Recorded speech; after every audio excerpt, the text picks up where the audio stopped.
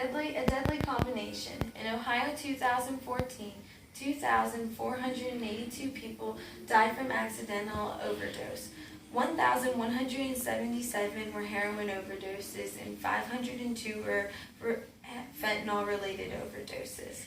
Heroin and fentanyl are dangerous drugs and are harmful for your mind and your body. Addicts need the proper treatment and rehabilitation to help recover from this disease. And organizations, public officials, and families fight together to stop this drug epidemic in our society. As an individual who has been close to opiate addiction because of a family member who's very close to me, I feel that I am a reliable source to relay this information to you about the heroin and fentanyl overdose and addiction. With my words, I hope to fully enlighten you on the dangers of heroin and fentanyl and the poisonous effects of them, the treatment that and rehabilitation addicts can receive, and the organizations, public officials, and families that fight with the community to stop the epidemic. From the proposed ideas, you may be able to recognize the severe problem occurring and may also see the actions that you can take to help better this future. Heroin and fentanyl has touched everyone's lives in this society, from the severe amount of overdoses. And whether it be a family member, a friend of a friend, or just the community, it is something that needs to be taken into awareness, and programs need to be more enforced. First, I will give you some background information about heroin and about fentanyl. Heroin is a synthetic drug from morphine. It is derived from an Asian opium poppy seed plant and is usually smoked, injected, or snorted. It gives a rush to the brain with a rapid high, which contributes to the health risk and the high addiction. Chronic relapsing disease, which is caused by changes to the brain from the drug, and drug-seeking behavior and attitude. 23% of heroin users are dependent on the drug. And fentanyl is a synthetic opiate anesthetic that is more potent than morphine.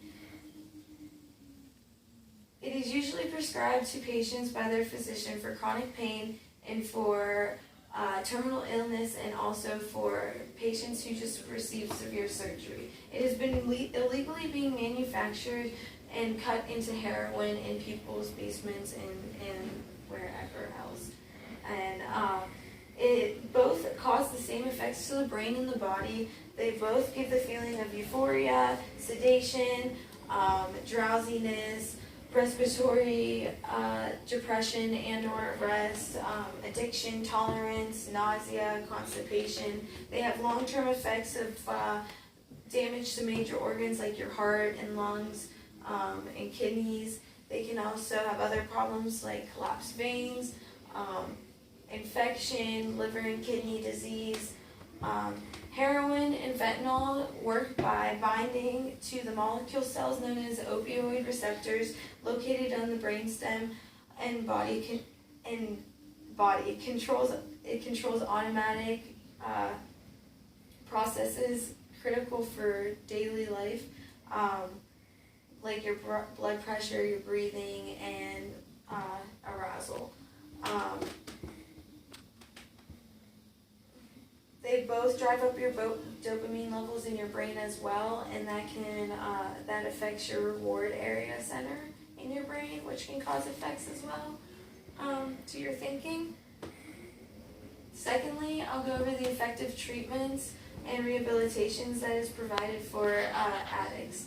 Pharmacological treatment is medication treatment, and that provides the addict taking a form of medication like Suboxone, naloxone, buprenorphine, or methadone. The ones shown in this picture here, they are antagonists, two of them, the buprenorphine and the Suboxone. So they work like the heroin does. The naloxone is an antagonist, and it blocks the heroin's actions, actually. They all try to satisfy heroin cravings, and they're less habit-forming, supposedly low risk for overdose, less respiratory depression compared to the actual drugs. Behavioral therapy is also want to be used with the medication treatment. It consists of contingency management, which is when people go to programs or to group meetings and they take drug tests and they talk, and if they pass their drug test, they get certain tokens or rewards, and that gives them motivation to continue on with their recovery.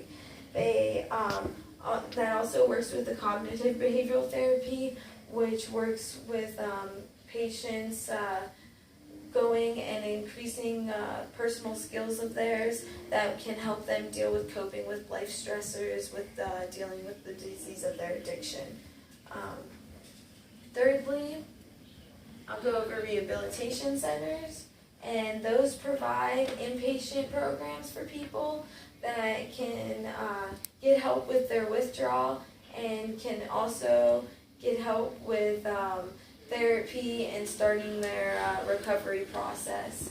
People who usually don't get any help or try to do anything, go to groups or anything like that, usually end up either going to jail, injured, or dead.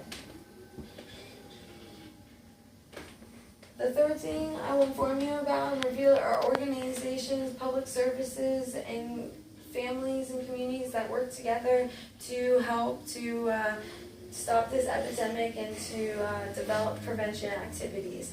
The Center for Disease Control and Prevention works with the health department. They actually brought in a few teams of people to compare the overdose rate of fentanyl to heroin and other opiate overdoses in the state, and try to develop prevention plans and programs and ways to prevent overdoses from occurring and help people recover from this problem. And in this statement it says it really just gives a different set of eyes to look at the issue that will help us as we are looking to develop prevention activities here in our state. Dr. Mary Diorio, the health department's medical director, told the Associated Press. Drug prevention programs are programs like DARE and Start Talking, which help younger generation to learn about how drug abuse and certain drugs are harmful for your body and mind, and how you should avoid them and how they could ruin your life potentially and everything like that.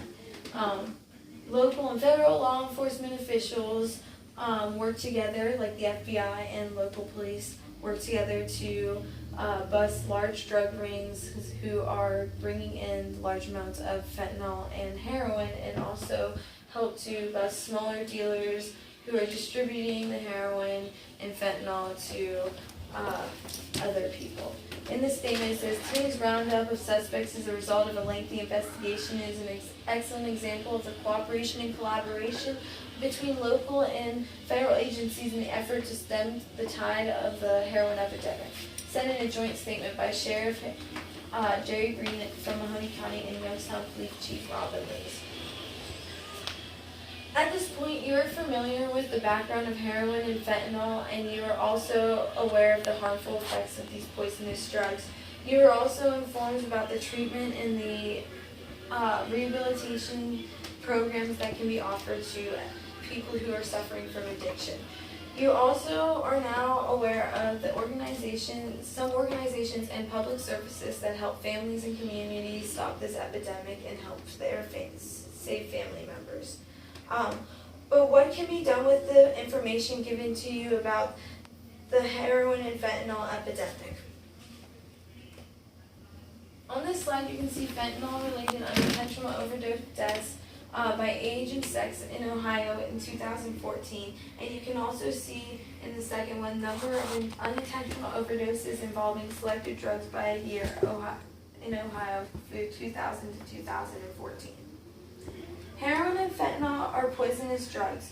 Treatments and programs help addicts improve, and organizations and public services help to get the drugs off the streets. In response to the grim situation at hand, organizations and public officials are working together with the community to help improve its programs and its future.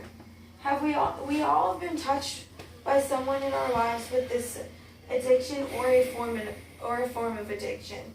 We must not judge these people. We must learn to understand them and learn how to help them on the road of recovery and support them.